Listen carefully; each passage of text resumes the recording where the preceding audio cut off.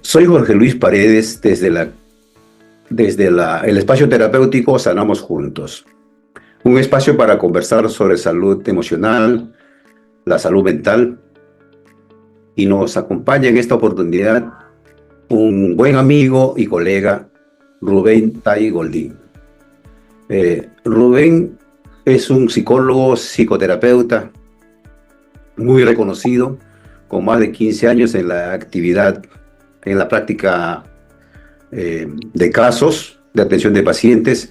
Él trabaja en la Clínica de las Emociones, que tiene como directora y fundadora la doctora Carmen González. Él es, como les repito, psicoterapeuta, docente, supervisor de casos, y también tiene un espacio donde ve casos en forma virtual. Tiene mucha experiencia en atención con pacientes, y vamos a conversar, valga la redundancia, sobre un tema muy puntual que tiene que ver con los vínculos, o son los vínculos. Hola, Rubén. ¿Qué tal, Jorge? Mucho gusto en estar acá en el programa, en el espacio. Sí, en espacio terapéutico. La pregunta, el tema que vamos a conversar es sobre los vínculos. ¿Qué nos puedes decir sobre los vínculos, Rubén?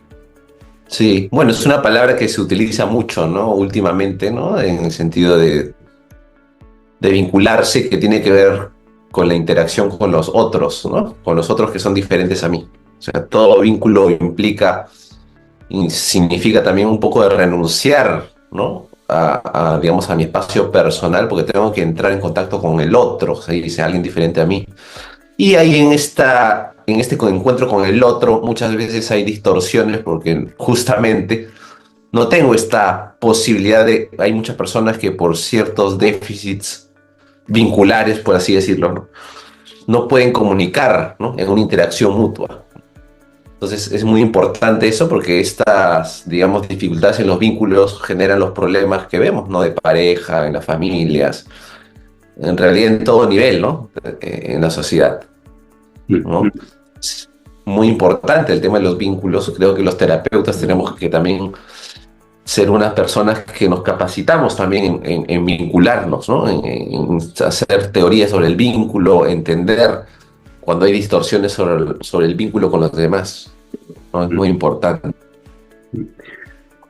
Muchas personas me comentan sobre lo que está desarrollando, sobre los vínculos, preguntan, Sí. quieren saber, pero ¿de dónde nace eso? O sea, ¿cómo es que se aparece el vínculo en cada uno de nosotros? ¿De dónde viene? Claro, porque el vínculo no es algo natural con el que nacemos, ¿no?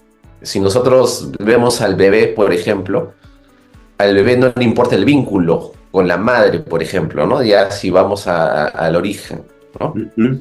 Al bebé lo único que le interesa es su propia satisfacción, ¿no? Y eso lo vemos cuando el bebé llora, cuando patalea, cuando no le dan la teta, ¿no? Cuando no consigue lo que quiere. Entonces, ese es un modelo de falta todavía de vínculo, porque el bebé todavía no lo sabe, ¿no? Somos nosotros los adultos, ¿no? En este caso los padres, los que les damos el modelo vincular, por así decirlo, ¿no?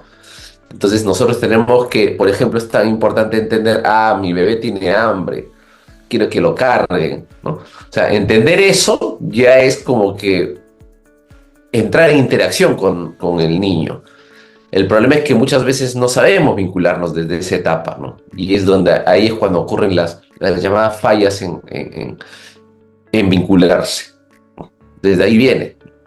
Porque si yo no encuentro una vinculación con la madre o con el padre, ¿de dónde voy a adquirir eso? Si es una adquisición, el vínculo es una adquisición a partir de una interacción que yo voy a tener con mis padres, ¿no? Eso es fundamental, ¿no? Entonces, el vínculo tiene que ver con los afectos, con los sentimientos, ¿no? Con el... Emociones, deseos, todo, ¿no?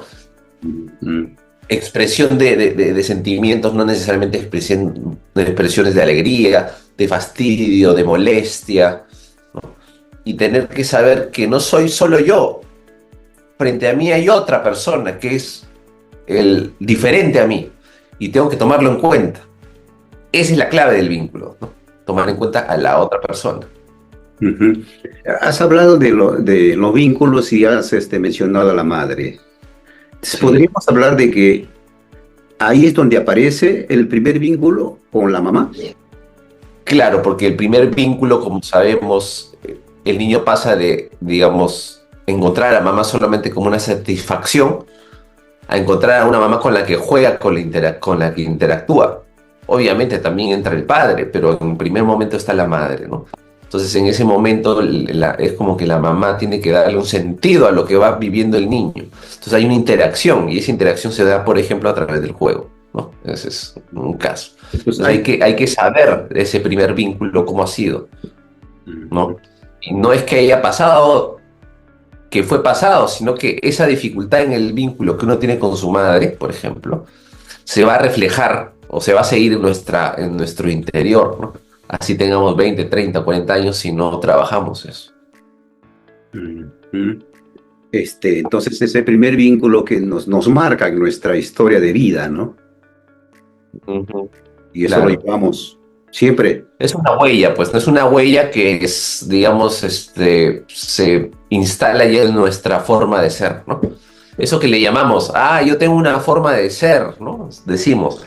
Pero esa forma de ser es producto de la relación que yo he tenido con mis padres, ¿no? Ujú. Es como de decir, yo le doy al otro o a la otra persona, como siempre mi pareja, lo que mi madre ha podido proporcionar, ¿no? Lo que mi padre me da.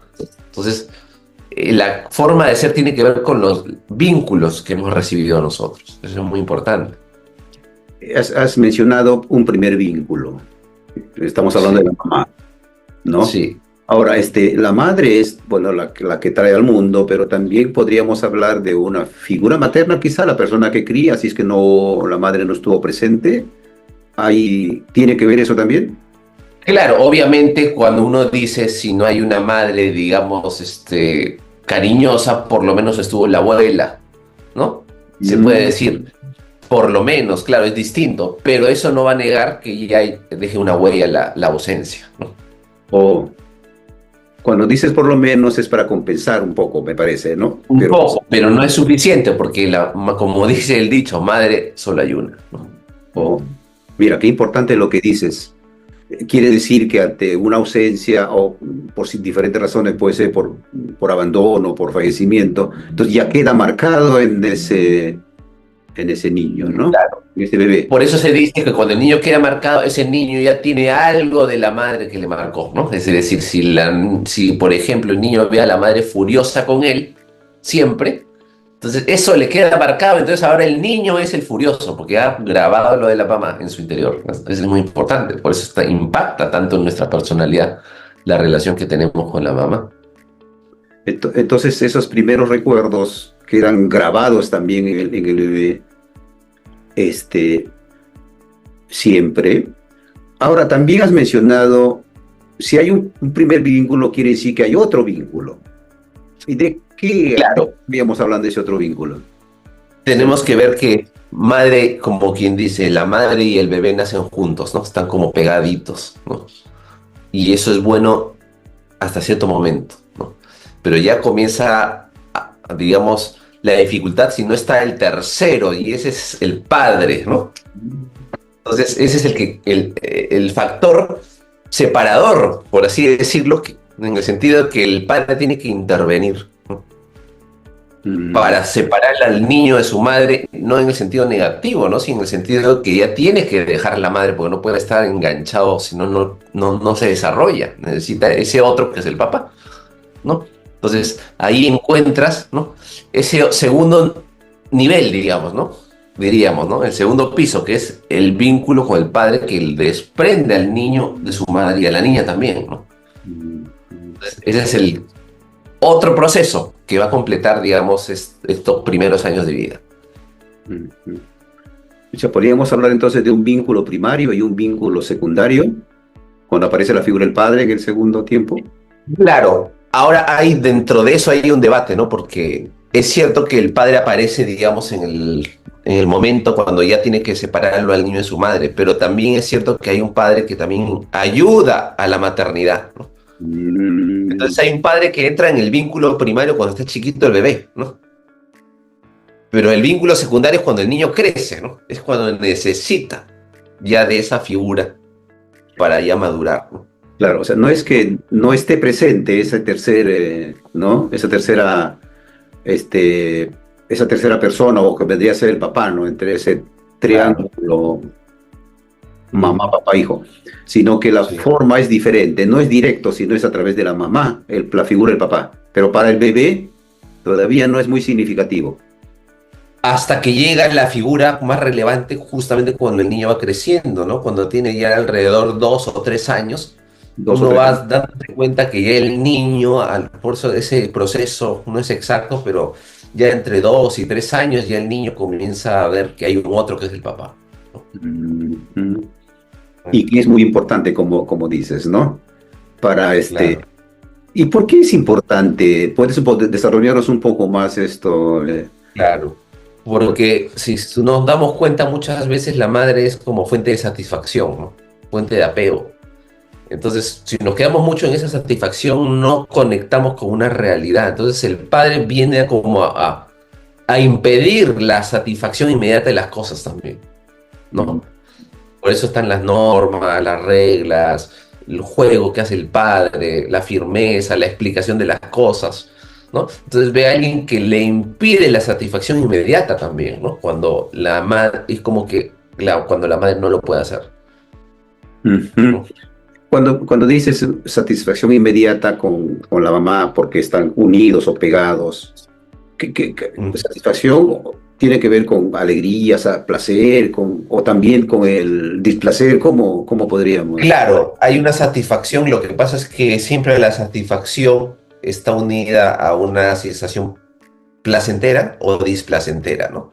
Ujú. ¿No? Porque también la mamá puede también pellizcar, ¿no? Esa es una sensación que al niño se le queda fijado como una sensación también displacentera, pero que lo fija a la madre, ¿no? No permite que los hijos se puedan desprender de esa sensación tan inmediata, ¿no? Entonces aprenden que todo tiene que ser inmediato.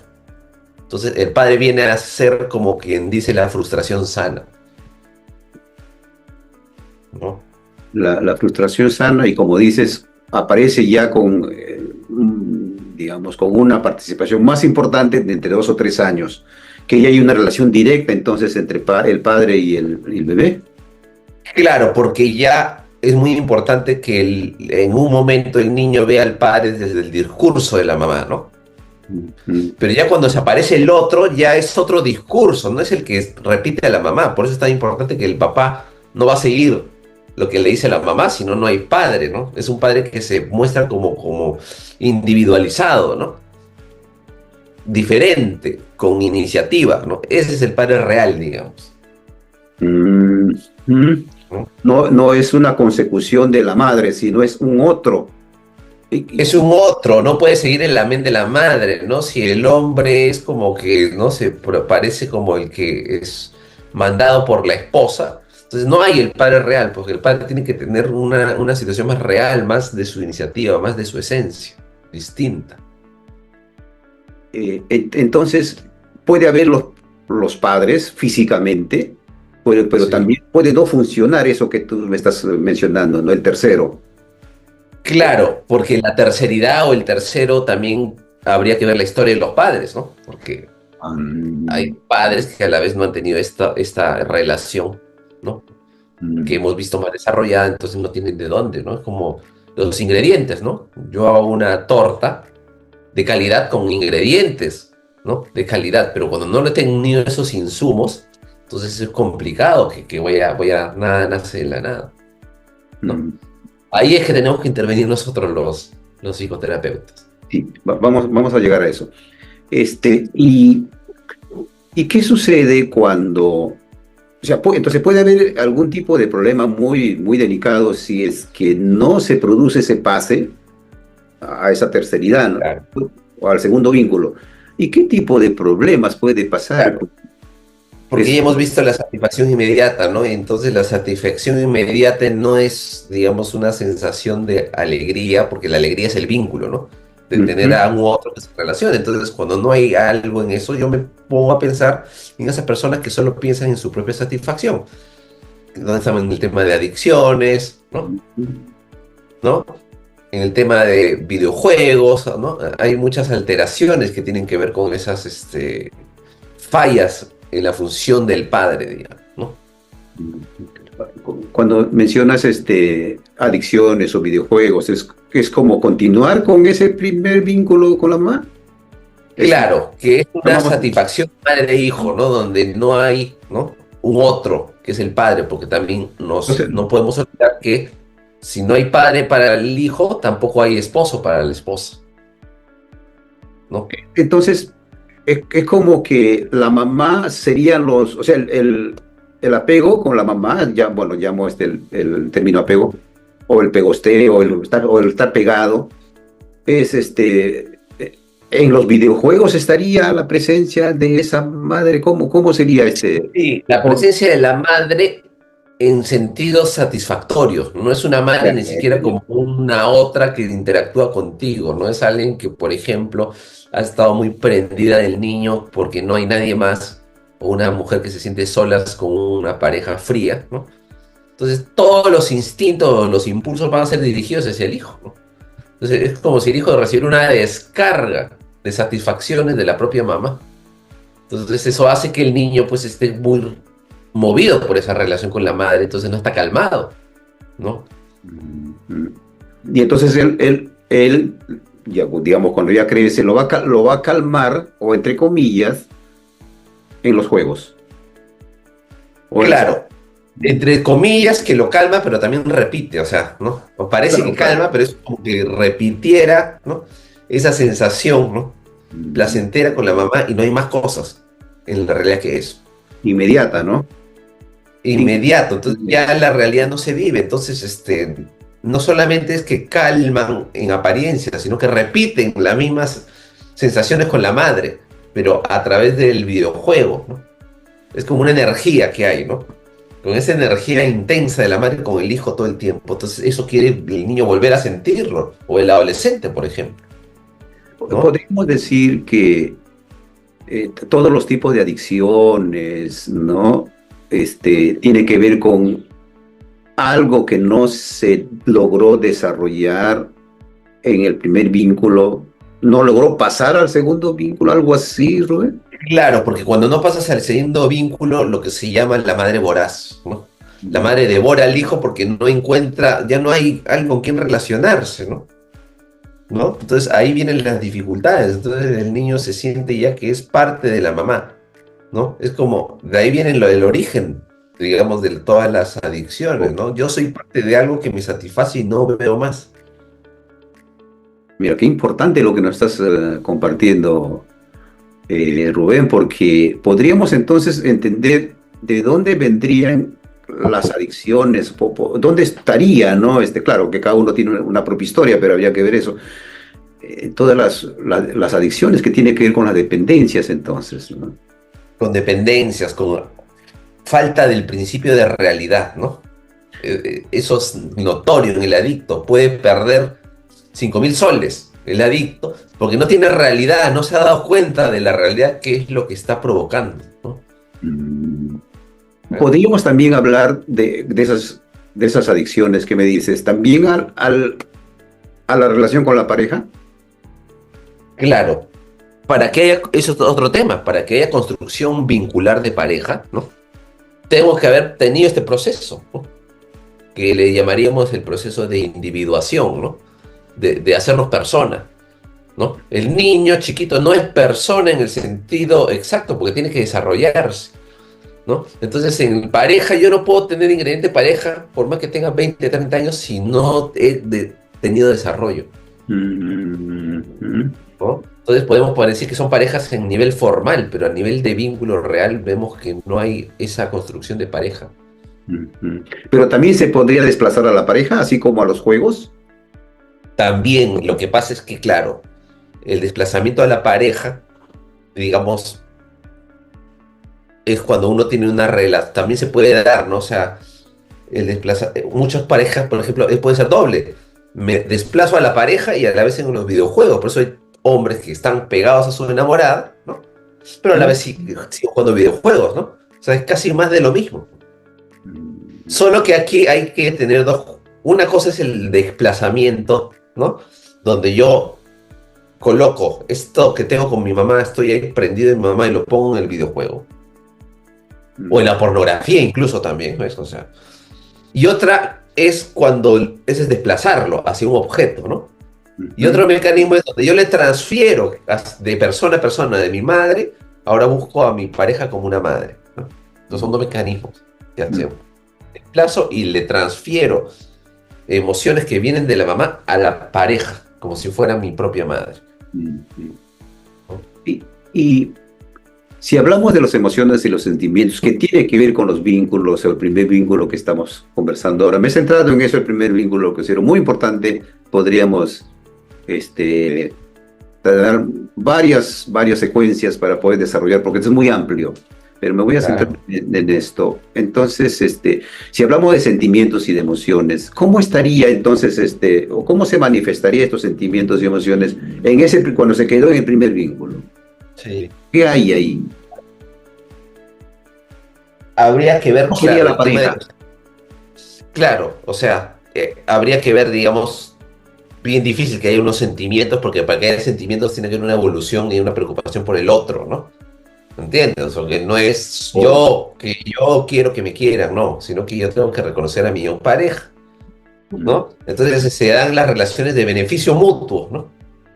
A mí me satisface porque tiene algo de mi madre, a mí me satisface porque tiene algo de mi padre. Entonces no hay una relación de sentimientos tan genuinos, porque son sentimientos infantiles, por así decirlo, ¿no? ¿Me dan cuenta? Entonces no podríamos hablar de sentimientos evolucionados, sino que se ha quedado prendido a su mamá. ¿Como una copia podría ser? O sea, copia la relación que ha tenido con su mamá, o espera, o quiere transformar a la pareja en su madre, ¿no? Hay muchas personas que quieren que ellas sean su mamá.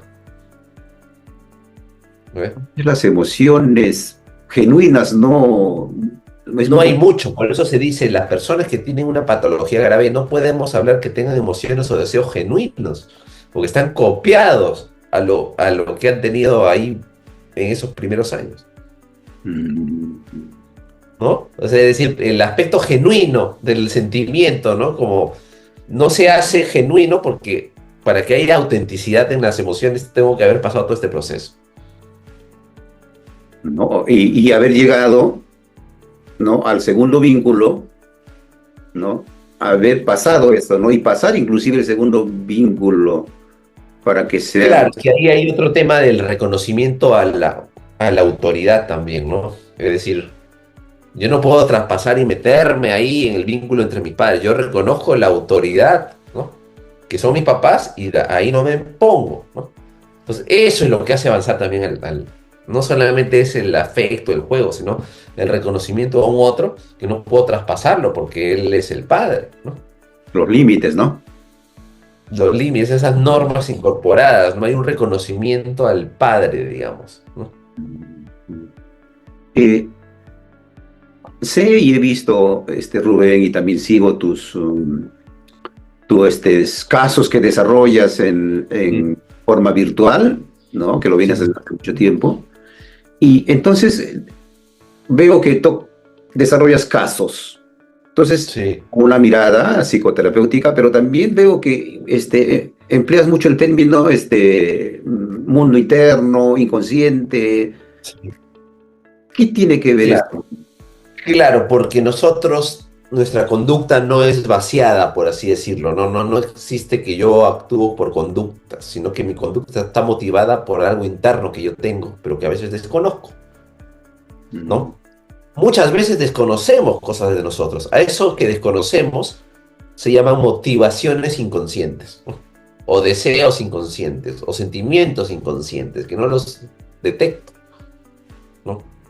Entonces, muchas veces esas son las cosas que nos hacen actuar como actuamos, ¿no? Yo siempre pongo el ejemplo, un hombre que en vez de cruzar habiendo puente peatonal, ¿no?, cruza exponiendo su vida habiendo puente peatonal al costado. Y cuando le entrevistan va a decir, no sé, ¿qué pasó? Porque actuó su inconsciente, ¿no? Su inconsciente autodestructivo, ¿no? Que podríamos nos condiciona esto. ¿no? Claro, que podríamos entender entonces en esos primeros años, meses y años de vida, ahí estaría esto que nos hace actuar en forma inconsciente. Inconsciente, ¿no? Y lo inconsciente nos va a condicionar hasta que nosotros no nos descubramos, ¿no? Quiénes somos realmente, y ese es nuestro acto de madurez, ¿no? Reconocer esa parte interna de nosotros. Claro. Y ese es el trabajo del psicoterapeuta, ¿no? El psicoterapeuta tiene un trabajo, no el todo, pero sí el de leer un poco o traducir lo que el paciente no puede entender, ¿no? De sí mismo. Y en estos años de experiencia que tienes, casos que has desarrollado, ¿hay algo en común en estas personas que muy afligidas con su dolor acuden a tu persona, ¿no? Para que los atiendas? ¿Hay algo en común en ellos, ¿no? Por ejemplo, con los problemas que traen, que tiene que ver con Sí, los... bueno, hay muchos problemas que hay, ¿no? Por ejemplo, el problema de pareja siempre hay un tema, ¿no? O sea, los hombres que tienen problemas de pareja, ¿no? Es que están muy ligados a su madre, o sea, la ligación a la madre, ¿no? Es como decir, la regresión a la madre, la ¿no? renuncia a la mamá, ¿no? Es una condición, ¿no? Para estar en la patología, Oh, ¿no? ¿No? Claro, es que la madre es para un tiempo, ¿no? Y tiene una función, pero en un momento tiene que estar también el tercero del padre, si no se ven las alteraciones, ¿no? Entonces, en caso de parejas, que es la mayoría, va a traer un tema de vínculo de pareja, ¿no? ¿No? Incluso el que nunca ha tenido pareja, también trae en el fondo un vínculo de pareja, porque su problema es que como el chico puede estar muy ligado a su madre, entonces no puede ser pareja, porque está con su madre. podríamos decir que cuando se desarrollas o atiendes parejas, ahí sería un reflejo en el momento actual de lo que le pasó, la forma como se relaciona en el mundo en el momento actual. No es que sea algo nuevo, sino que tiene que ver entonces con su propia historia de vida. O sea, siempre está presente su historia. Siempre está, nosotros no podemos negar nuestra historia, o sea, digamos, hay que aceptar nuestra historia primero para ver qué cosa tenemos todavía de ello y que no hemos procesado, ¿no? ¿No?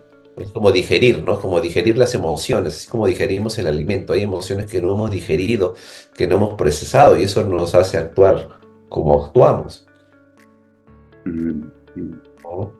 Entonces la terapia implica también un duelo de superar esas, ¿no? vivencias pasadas. Y entonces, ¿cómo interviene tu labor terapéutica en este tipo de situaciones? ¿Cómo hace que esta Sí, persona supere o logre o reconozca cómo es el trabajo claro, es un tema, ¿no? Porque acá nosotros primero aplicamos lo que se llama la escucha interpretativa. Escuchamos al paciente y tenemos que sentir a pulso sus emociones, sentimientos, deseos, ¿no? Entender su dolor, su queja, su insatisfacción, su lado infantil, ¿no? Entonces tenemos que el paciente haga conciencia de eso primero, ¿no? Porque si no hay conciencia de eso, no hay tratamiento, ¿no? Si no hay reconocimiento de sus aspectos internos, no hay tratamiento. Y muchas veces tenemos que vencer esa resistencia inicial del paciente a querer mirar aquello que todavía le es difícil entender. Pero el entendimiento luego comienza a, digamos, hacer que el paciente incorpore, ¿no? aspectos de sí mismo que desconocía o que reconozca, ¿no? Ese es lo primero. Y sobre todo también la labor del terapeuta como un modelo, ¿no? ¿Entiendes? Que hace también que desarrolle también en esa interacción con el terapeuta, el paciente va a madurar también, porque es un vínculo terapéutico que también cura, ¿no? Son dos cosas, ¿no? El entendimiento y el vínculo con el terapeuta, ¿no? Bueno, ¿cuán importante es lo que nos estás compartiendo, tu experiencia profesional, Rubén? Sí, Estoy seguro que en este tiempo que hemos estado conversando y la sí, experiencia que nos has compartido va a ayudar muchísimo para poder claro. comprender y entendernos, y también lo importante que es la labor que tú desarrollas, ¿no? Y también en tu sede, tu dedicación por la investigación y que lo vienes compartiendo, y es una grandeza tuya. Eh, Sí. Quisieras dar, yo sé que esto tiene para más, pero vamos a, por ahora. Sí, no, muchas gracias por esta oportunidad para seguir un tema muy importante del vínculo, ¿no? Creo que es importante que todos nos centremos en eso, ¿no? O sea, el reconocimiento al otro, ¿no? Eso es importante para la evolución emocional, ¿no? De la sociedad. Yo creo que es importante y ya está habiendo mucho más estos espacios, es saludable, ¿no? Pero poco a poco esperemos que siga este trabajo. ¿Nos puedes decir tu número de teléfono o cómo te pueden ubicar? Sí, sí, me pueden ubicar. Igual, mi WhatsApp es el 987-016-676. También tengo ¿987? cuelgo videos en el TikTok, ¿no? Es psicoterapeuta, @psicoterapeuta.ru y la página Facebook Psicoterapeuta Rubén Tay. Ahí siempre estoy colgando videos sobre estos temas, ¿no? O algún artículo. Ya. ¿Puedes repetir tu número de celular, de teléfono? El 987-016-676. Ahí me pueden escribir al WhatsApp Ujú. y hacer la consulta. Espero volvernos a conversar en otro momento, Rubén, y te has Sí, invitado. Y gracias, Martín, perfecto. por estar con nosotros en Sí, este espacio. sí, con gusto.